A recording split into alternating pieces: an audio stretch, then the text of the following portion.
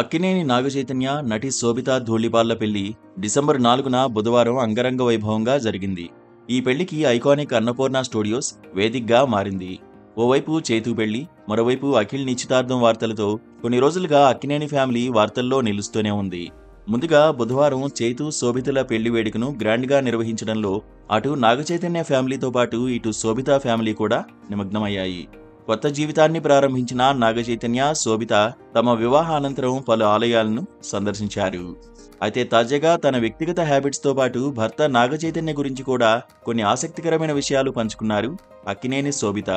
ఎప్పటినుంచో ఎదురు చూసిన ప్రేమ చేతు రూపంలో తనకు దక్కిందన్నారు అక్కినేని శోభిత. చైతన్య లాంటి వ్యక్తి భర్తగా రావడం ఎంతో అదృష్టం.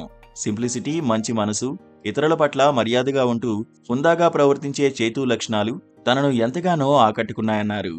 తనను నాగచైతన్య ఎంతగానో ప్రేమిస్తాడని, చాలా బాగా చూసుకుంటాడని చెప్పారు శోభిత అక్కినేని.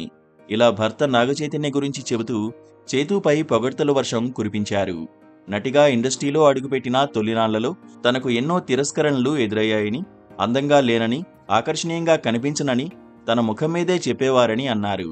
ఓ ప్రముఖ కంపెనీ వద్దకు వాణిజ్య ప్రకటనల కోసం ఆడిషన్స్కు వెళ్తే బ్యాక్గ్రౌండ్ మోడల్గా కూడా పనికిరానని చెప్పడంతో తను ఎంతో బాధపడ్డానని చెప్పారు. అయితే పట్టుదలతో, ఆత్మవిశ్వాసంతో ప్రయత్నించి కొన్నాళ్ల తర్వాత అదే కంపెనీకి బ్రాండ్ అంబాసిడర్ అయ్యానని అన్నారు. తనకు ఏదైనా పాత్ర నచ్చితేనే సినిమా ఒప్పుకుంటానని, అలాగే ఎప్పుడూ తెరపై కనిపించాలనే కోరిక మాత్రం తనకు లేదని అన్నారు.